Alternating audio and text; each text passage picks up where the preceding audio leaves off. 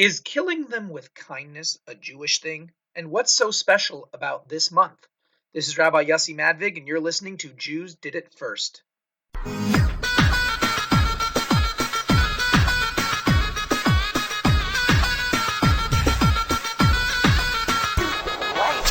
All right, welcome back. I know it's been a while, and I apologize. Just things have been pretty crazy the last year, and I just, didn't have the motivation to come and do this. But I had a wonderful weekend last weekend at the International Convention of Chabad Rabbis, and it was really inspiring to see all of my colleagues from around the world and the wonderful things that they are doing. And we gathered together and inspired each other and spoke to each other, and we sang together and ate together. It was just a very beautiful, moving experience. We had classes and workshops on how to improve ourselves and how to be better rabbis and better husbands and better fathers and better fundraisers, etc., etc. And it was just really a great experience. I brought my son with me. They had a kids camp to go to, and he had a great time meeting his friends from school. He goes to an online school, and he doesn't get to see his classmates in person. So it was really great for him to be able to go and see them and have a good time in face to face and meet his teacher face to face and all of this. So it was really overall a great experience. Also, the food is unbelievable, so there's always that. So I wanted to talk about a famous saying that we all know, and that is kill them with kindness. Now, this phrase we have seen in modern culture, of course, everywhere.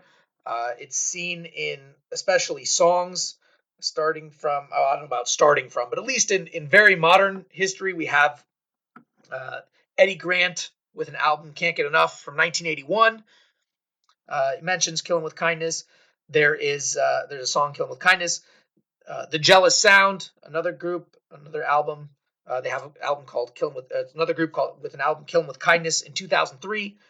The Headlights also have an album with the same name, Killing with Kindness, from 2006. And of course, as everyone probably knows, I didn't know, I had to look it up, but Selena Gomez's Killing with Kindness from 2016, just 3 years ago. So this is certainly something that is quite popular in our culture, and I wanted to investigate, does this have any source material in Judaism? Can it be found in more ancient literature? And so I did some digging. Now, we have certainly examples of kill them with kindness, and I looked it up, and there's some theory online. I don't know how valid it is, but it's online and it probably needs a little more investigation. But this particular opinion said that the origin of the phrase was actually an English proverb in the mid 1500s, and it says that the ape kills her young with kindness. That was apparently a popular saying, and meaning that the ape will kill its young by crushing it, by giving it a hug. Now, I'm not sure. I'm no, I don't know what the word. I'm not a zoologist or anything. Perhaps some of you know a little more about apes. Maybe this is a thing that happens. Could be. So this was an English proverb around the 1500s. And we also see around that same time, we have the saying in Shakespeare, if you've ever read Taming of the Shrew, where the husband is trying to tame his obnoxious wife, and he says over there, he's thinking of all these ways of how to annoy her and bother her and keep her awake and make things very difficult for her. And he's talking about when she tries to fall asleep. So he says, and if she chance to nod, I'll rail and brawl, and with the clamor keep her still awake. This is a way to kill a wife with kindness. So this is, again, the Taming of the Shrew, Act 4, Scene 1. That's just the very end where he mentions the thing. He goes through a whole litany of things that he's going to do. So this is at least a 600-year-old, or 500, 600-year-old phrase that we've had in English specifically. But where is its origin? Did it just come up in English in not medieval, this would be early modern English history, or is it something that has its roots in something deeper and more ancient? And obviously, we're going to spend the next few minutes discussing how actually Jews did it first. So let's go into the Wayback Machine, and we'll go about 2,000 years ago, 2,100 years ago, really, the 1st century BCE. So this is about 100 years after Hanukkah, perhaps, also about 100 years before the destruction of the Second Temple. So really, in a very interesting time in Jewish history. And there's a Mishnah in the Talmud recorded in, the Mishnah is a section of Jewish law. I've discussed it in other episodes, but basically the Mishnah is a collection of Jewish rulings that were said over the centuries from the times of Moses and recorded in writing around the year 200, we'll say, by Rabbi Yehuda Hanassi, Judah the Prince. And this Mishnah is in Taanis, which is the tractate on fasts, page 19a. And the Mishnah says like this, that you had a man named Choni HaMagil. Why was he called Choni HaMagil? I'll tell you. His name is Choni. Magil means circle maker. And it came one time they didn't have enough water in Israel. There was a drought. Those of you in California might understand this. And they went to Choni. He was known as a miracle worker. And they said, help us, pray for rain. So he drew a circle in the ground, and he stood in the circle, and he told God, I'm not moving from this circle until you bring rain. What happened? The rain started to trickle down a little tiny bit. And the people said to him, what is this, a joke? Nice, you pray for rain, a little bit comes, but this isn't doing anything. This is it's not even making the ground wet, hardly. So he turns to God, and he says, God, this isn't good enough. We need rains to fill, we need to fill our cisterns and so on. We can't have this little bit of rain. And the clouds get darker, and the rain starts pounding and pounding and pounding. And it's so much, it's crazy. And the people said to him, whoa, just like you prayed for it to rain, thank you very much. Please pray for it to stop. And Choni says that, I wanted to get the exact language over here. He says to them, go out and see if the claimant's stone has been washed away. This is a large stone in the city, which you'd make proclamations if you found lost things. And it was high up. And so he said, if the water hasn't completely obliterated it, then it's not time for it to stop. But eventually he does do this. He asks God to stop the rain. He says, give us rains of, we ask for rains of blessing, not of destruction. Okay, that's the Mishnah. Now, the Talmud, you go a few more pages and the story is explained. Page 23a. That was Taanis 19a. This is now 23a. And it discusses this incident, right? Pray and the rain will fall. And they liken him to Habakkuk. Habakkuk, he was one of the prophets. And when it comes to the heavy rains, they say, Rabbi, we've seen that you can call on God to perform miracles, and we will not die. But the rain is falling so hard, it's going to destroy the world. So what does he say? He says to God, I did not ask for this harmful rain, but for rain of benevolence, of kindness, of blessing, and generosity. And then the rains started falling in the normal way. So the Talmud is sort of fleshing out the story, giving you just a little more detail. And then all the people had to go to higher ground. So the rain's falling nicely, but guess what? There's still a lot of rain, and people had to go to higher ground. And they said, please, just like you prayed that it should come, you should pray that it should stop. And he said to them, this is a tradition I've received, that one does not pray over an excess of good. But nevertheless, bring me a bull. I'll sacrifice, I'll give a thanksgiving offering. And he brought the bull as a thanksgiving offering. He placed 2 hands on it, and he said before God, Master of the universe, your nation Israel, whom you brought out of Egypt, cannot bear either an excess of good or an excess of punishment. You reigned with them, and you withheld the rain, and they're unable to bear it. You bestowed upon them too much good, and they were also unable to bear it. It should be your will that the rain stop, and that there be relief for the world.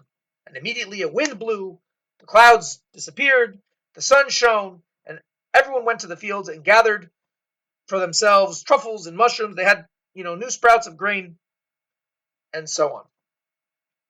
As an addendum to the story, by the way, it adds that Reb Shimon ben Shetach, another rabbi at the time, he said to Chani, he says, if you weren't Chani, I would have ostracized you.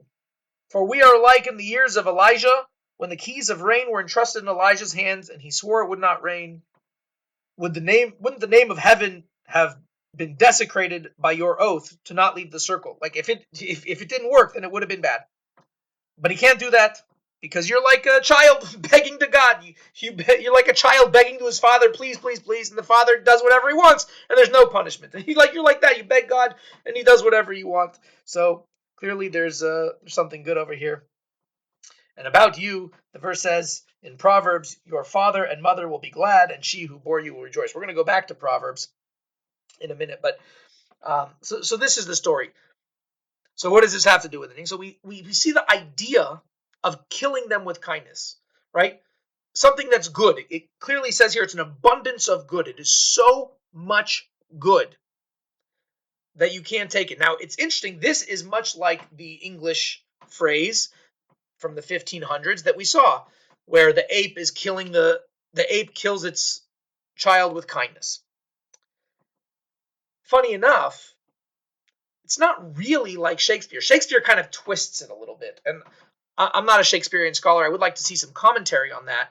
Shakespeare, the husband thinks he's doing something good, right? Because this woman's a witch, basically. She's a terrible person, and he thinks he's doing good for her. He thinks he's helping her. He thinks he's making her become better, and so therefore he's doing a kindness that's really very difficult for her. So he's killing her with the kindness. So it's kind of twisted a little bit because he's not really doing something good. The ape hugging your child is an objective good. You just do it too much, it kills them. Likewise, rain, an objective good for the world. However, too much, and it's bad. And so that really seems to be, so far we have a good source for this idea of kill them with kindness, of something objectively good being too much to bear and causing destruction. Right in the Talmud, this is someone who lived in the 1st century BCE, so we're talking over 2,000 years ago. However, it gets even better. If you go back to the Bible itself, we're talking King Solomon, who is the author of Proverbs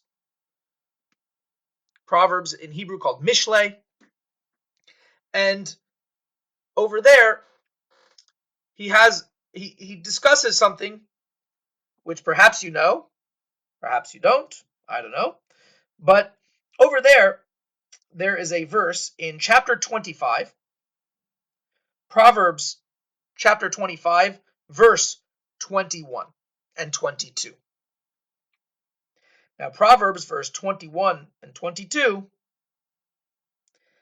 says, I want to get the whole quote here. It says, if your enemy is hungry, give him bread to eat.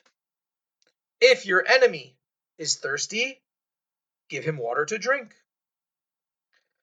For you shall heap coals of fire upon his head. and the Lord will reward you. So this is a very interesting verse, a little bit cryptic. You'll heap coals of fire upon his head. There's different commentaries to this. Many commentaries, like Rashi, famous commentator on the Bible and the Talmud, say that this is referring to the Yetzer Hara, the evil inclination.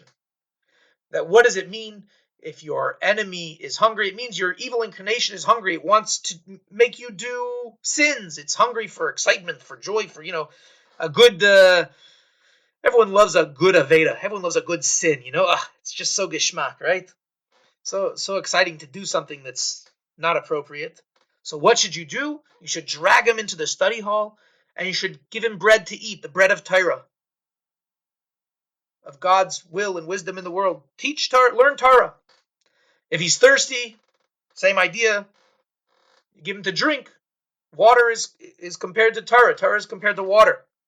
So you give him the waters of Torah. So this is what they say the verse is referring to. But others, certainly a straight reading of the text is talking about an actual enemy. And we see in a commentary like the Ralbag, who does interpret this in that way, he pretty much says it outright. I'm reading it, I'm looking at it, the Hebrew here, so I apologize if my translation is kind of a little bit choppy. But he says, right, that if your enemy is hungry, don't withhold food from him. If he's thirsty, you should give him water to drink, because this is a mida mishubachas ma'od. This is a tremendously praiseworthy thing to do good to people, whether you love them or you hate them. And if maybe you'll be a little bit sad, hey, I'm doing this good for him. How is this going to help? What is doing good for him when he does such terrible things to me? You should know that the truth is you are doing this good, which is appropriate for your soul. Mitoiv hamidos. It's good. It makes you better. Makes you a better person. And he continues, right, that you're going to heap coals upon his head, right? He says, this is a very difficult thing for you, for him. Sorry. And it's like you're turning coals on his head to burn him. Mirayv bushtoi. He's going to be so embarrassed because of the goodness that he's receiving from you, when all he did was give evil. And Hashem will reward you for good. So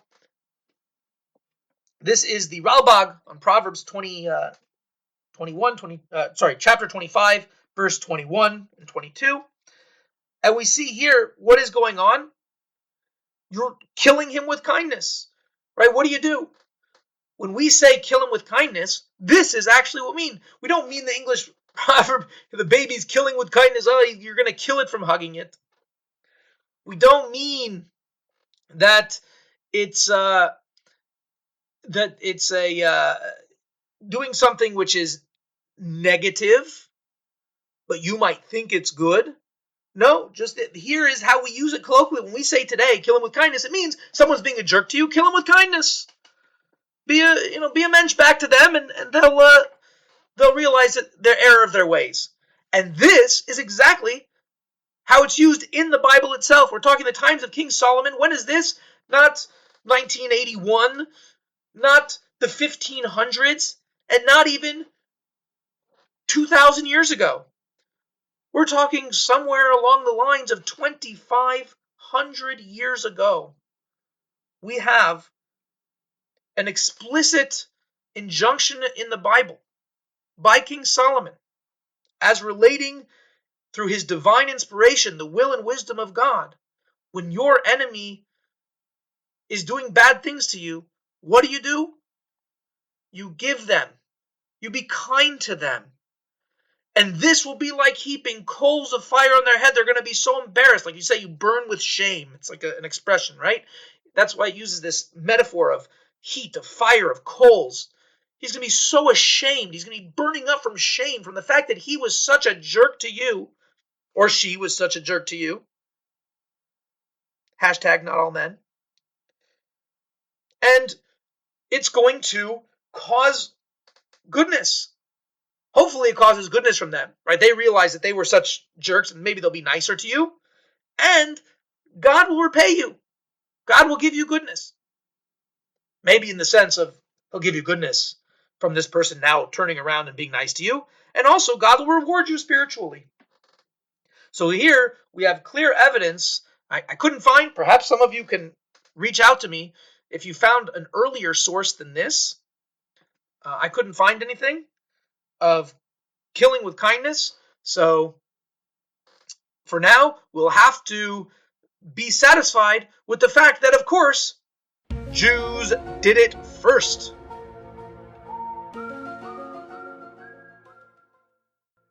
I want to end off talking about this month. As everyone is entering into Thanksgiving, ending off the month of November, we're actually entering the month of Kislev. The Jewish month of Kislev is a third month in the Jewish calendar, and it's a very special month. It is almost every day there's something special. Starting off with the first of the month, right now, being Rosh Chodesh Kislev, is the anniversary of when, in 1977, the Rebbe, the spiritual leader of the Chabad movement, Lubavitcher Rebbe, Rabbi Menachem Mendel Schneerson, was okayed to go home. He had a heart attack, and he was for 5 weeks in very serious condition and recovering. And on Rosh Chodesh Kislev, he was able to come back, and it was a tremendous cause of joy and celebration in the Chabad movement. And so it's still marked to this day, now almost 40 years later, as a tremendous holiday of joy and celebration for the Chabad movement, and signifying the Rebbe's strength and vitality and continuation of leadership, that even though during the times of his concealment, when we weren't able to see him because he was recuperating from his heart attack, he was still there with us and guiding us. And then, of course, his triumphant return on Rosh Chodesh Kislev. And so too, nowadays, after Gimel Tammuz, after the Rebbe's passing, when he's concealed from us and we can't see him, we still know that spiritually he is there guiding us and helping us every step of the way. And God willing, when Mashiach comes very, very soon, we have the Messianic redemption. We'll be able to see the Rebbe again in his triumphant return to lead us to redemption into the land of Israel. And for many more reasons, this is a very exciting month. Some, again, to do with the Rebbe. On the 14th is the Rebbe's wedding anniversary. On the second day of Kislev, which is Shabbat, you have the returning of the books from the court case in 1988. There was this court case. Someone was stealing books and holy books and ancient books from the Rebbe's library. And there was a court injunction to return the books. And on the second of Kislev, that was on Hay Tavis, another special day. We'll get to that next month when we get there. But almost a year later, on the second of Kislev, is when the books were finally returned. Most of them, anyway. You have other very important days, of course. Yud Tes Kislev, the 19th of Kislev, which is probably one of the most significant days in Hasidic history. We'll talk about that when the Alter Rebbe was released from jail. Again, this idea of concealment. He was in jail for 53 days and then revealed and taking charge again of the Chabad movement in a revealed way was a tremendous simcha, a tremendous joy for the Chabad people, the followers of the Alter Rebbe, Rabbi Shneur Zalman of Liadi. And of course, as everyone knows, this month, the 25th of the month, begins the holiday of Hanukkah. And I would suggest you go and take a listen to the Hanukkah episode that I did relating it to the American Revolution. Very exciting, very interesting. So it's a very special month. It's the third month. Also, the Torah was given. There's a religious calendar and a secular calendar. And on the religious calendar, the months begin in the month of Nisan with Passover, with Pesach. So the third month, Sivan, is when the Torah was given. And so likewise, we say in a spiritual sense, in a Hasidic sense, on the secular year, the first month is Tishrei with Rosh Hashanah and Yom Kippur, and the third month is now Kislev on this calendar. And so just like the Torah was given on the third month, so too the Hasidic Torah, the spiritual Torah, the Torah of Hasidic philosophy, and the Panemius HaTorah, the inner dimensions of the Torah, are given over to us in this month of Kislev, which is perhaps why it is such a special day in Hasidic, a special month in Hasidic history. So, Chaim L'chaim, a good Chodesh, and if you makabel the Torah b'simcha p'nimius, you should makabel the Hasidic Torah, the Panemius Torah.